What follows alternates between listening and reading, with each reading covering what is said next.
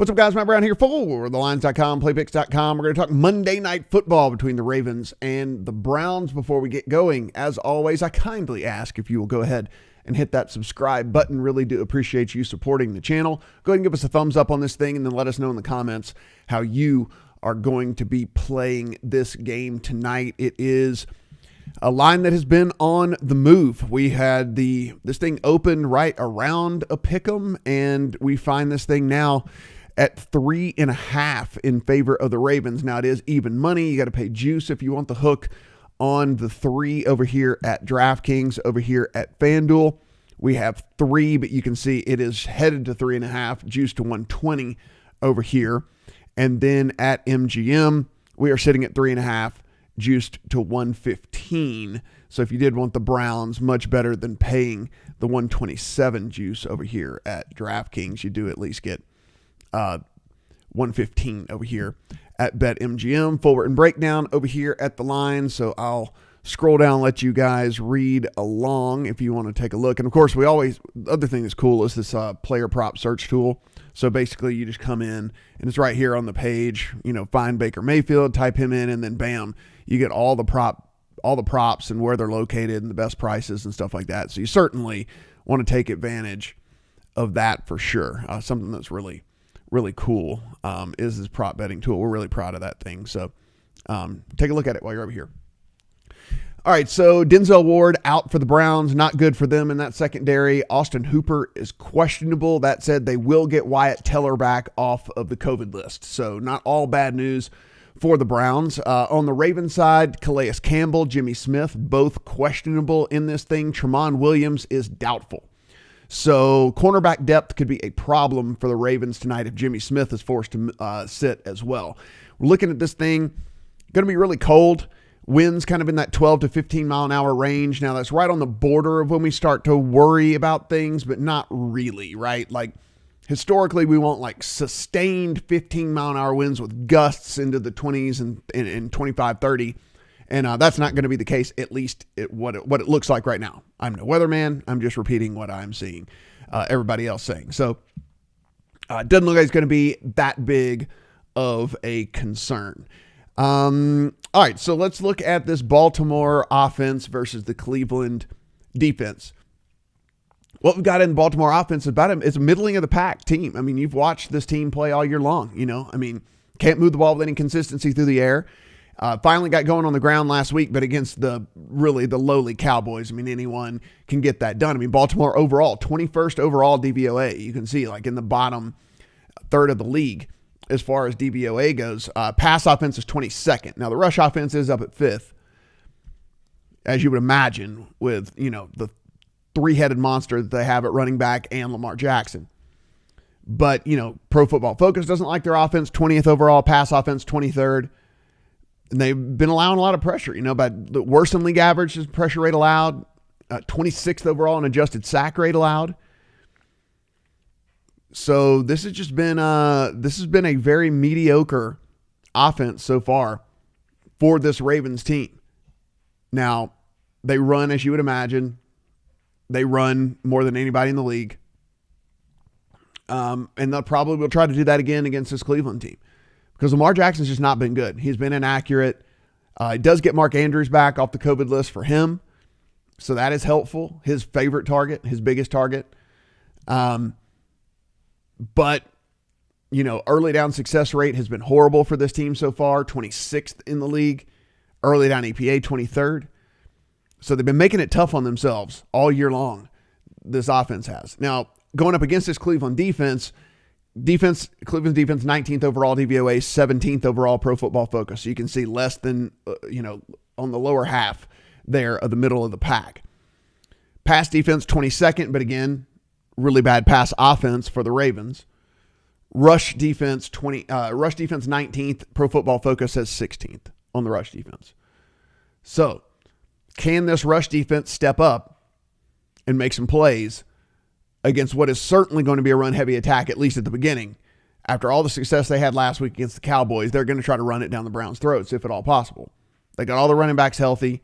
They got Lamar Jackson. They got to make a push to get to the playoffs. Now, what we're seeing on the defense as well from the Browns is what they don't get is a ton of pressure. Now, Myles Garrett will get pressure every now and then, but as a team, they don't get a ton of pressure. 30th overall in pressure rate. They don't blitz a ton, 27th overall. So they don't try to create pressure through blitzes. Probably wouldn't be doing that against Lamar Jackson anyway. One of the things they do though is run a ton of zone. And what we know about against these running quarterbacks is if you're playing man and you're turning and running, you're turning your back to these guys, it can be detrimental sometimes. If you're playing zone and you're facing the line of scrimmage and you're watching what's going on, it can help contain a little bit these running quarterbacks. So there is at least a little bit in their favor in this game as far as a defensive scheme up against Lamar Jackson.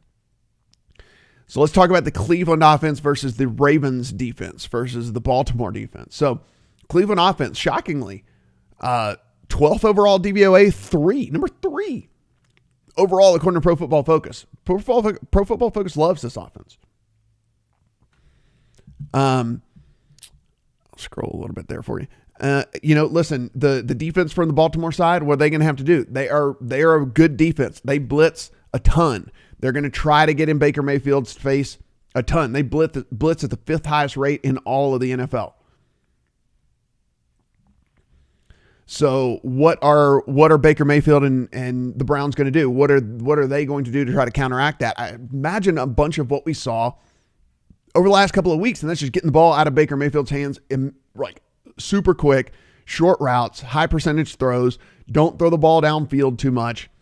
Doesn't really lend to his skill set as it is anyway. And try to protect what's going on. And I think that's what they'll do. They'll try to run as well. This is another one of the most run-heavy teams there is. Of course, when you have Nick Chubb and Kareem Hunt, you're going to go that route as well. So they're going to try to run. This Baltimore run defense, though, really good. Number 4 overall DVOA. So I think they're going to find some resistance right there. And with that, have to take to the air a little bit more. And I think they're going to have to throw. And again, I don't think they're going to try to ask Baker Mayfield to do stuff that he doesn't do well. And that's throw the ball downfield really with any accuracy. But man, he's pretty accurate on these middle and intermediate passes. And so I think that's what we're going to see a ton of in this thing against this team. Is going to be blitzing him a ton, as I mentioned. Going to be blitzing him a ton. That said, this pass blocking unit for the Cleveland Browns has been really good all year for Baker Mayfield. Number 2 overall in pass block win rate. So hopefully they can keep him clean enough to move the ball if that's to throw the ball, if that's this path that they're going to take in this thing.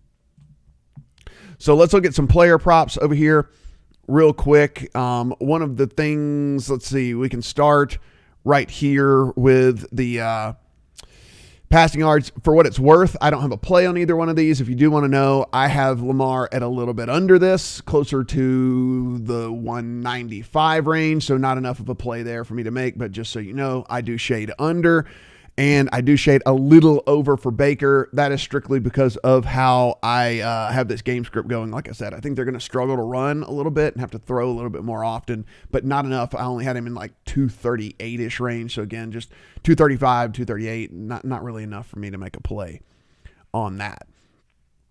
What I do like, on the other hand, is over here in receptions. So when we get to receptions, Jarvis Landry, the over 4.5 all day long. The problem is that juice has already started to move. Man, that is crazy. That is since I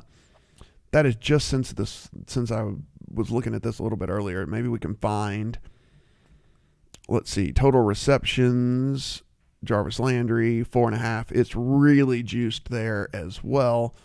Man, guys, I wanted to play that, but I don't know if they're going to allow us to do that. And let's see, receptions not even listed for Jarvis Landry, so this one might have just gotten bet to hell and got pulled. Listen, if you have a bigger bankroll, I do like this a ton. Like I said, shorter passes, high percentage passes. That's what Jarvis Landry does. He stays around the line of scrimmage. Really, really like him in the over on the 4.5. I also think, because I do believe it's going to be more pass heavy, I like the over on Rashard Higgins as well. Can we get at least, okay, it's only 135 over here at BetMGM, the juice on that. So maybe we can play him over there. Let's see what it is over here. Yeah, it's already been juiced really badly. So it is at 135 over at BetMGM. But I think they're going to have to throw the ball a little bit more in this. And I don't want to do yardage on either one of these guys because, again, I think the throws are going to be shorter, closer to the line of scrimmage, high percentage throws. And, like, once you start adding the yards in there, I mean, the guys, you know, Jarvis Landry, we've seen several games where Jarvis Landry could have 7-8 catches and only 60 yards, you know, because that's just the type of routes that he runs and the type of player he is. So I would prefer to just go over on the receptions as opposed to the yardage for Landry. But I do like the over on yardage. I mean, the over on receptions for Landry and the over on Higgins as well for receptions. As far as how this thing goes up here, guys, I want to be on the under in this thing. I think both these teams are going to be struggling. It's just this number has fallen now so much. These standalone games, sometimes we see some late money come in on the over because people just want to root for points, right? Like they don't, the general public doesn't necessarily really like to root for no scoring. So maybe we see this thing tick up a little bit more. If not, I'll probably have a small play on the under, but again, we missed the boat on the best number here. It's already fallen 1.5. So that said, I still expect both of these offenses to struggle a little bit. And I do think it'll be a little bit of a lower scoring game. With the hook, I would take the Browns. I think, again, if it's low scoring and it's going to be kind of a back and forth here from, you know, a battle of attrition, you know, you're going to give me more than a field goal. I would take the more than a field goal with either one of these teams, if that makes sense to you. So in a game that I think is going to play out like I think this one's going to play out, kind of sloppy, not a ton of offense, you know, battling between the 30s, but a bunch of punts and stuff, I would take either team at more than a field goal, right? You give me 3 and a hook on the Ravens, I take 3 and a hook on the Ravens. You give me 3 and a hook on the Browns, I take 3 and a hook on the Browns. Both these teams want to run. I expect them to try to run a ton at the beginning, which we always know ticks on the clock a ton as well. So no huge plays for me tonight, though. This game is going to be fun to watch. Certainly see whether this Browns team is for real, whether this Ravens team has figured something out after last week. But these are all going to be small plays for me. I don't have a ton of conviction in this game. Like I said, small on the under, small on Cleveland. I'll play those props, but going to be more of one that I watch and have some fun watching than put a whole bunch of money invested into tonight. Guys, you can come over here, full written breakdown, and of course use this prop tool if you want to take a look at any of the other props that are out there for any of these players. Really cool. Just type in the name and it'll show you where to get it in your state right over here as well. And then of course, as always, what you're going to do is find your state up here and then be sure and click on your state, and we'll get you the very best sign-up offers at all these books. And you want to have multiple books because, as we mentioned, different juice, different props, different numbers. Some people have certain props, some people don't. So you're going to want to do that, and you know, free money, match bets, free bets, all the different things like that. So be sure and take advantage of that as well. Go ahead and subscribe to the channel, guys, and give us a thumbs up on this thing. And in the comment section below, give us the exact score of the game. So Ravens 56, Browns 55. If you get it exactly right, we'll ship you an Amazon gift card. We've done that to a few different people so far who've gotten it right, and congrats to those guys as well. You must be a subscriber to the channel. And of course, yeah, you'll have to have liked the video, but you're doing that anyway. We're doing that anyway. Guys, thanks for all the support. Thanks for everything. Good luck on all your bets here on Monday Night Football.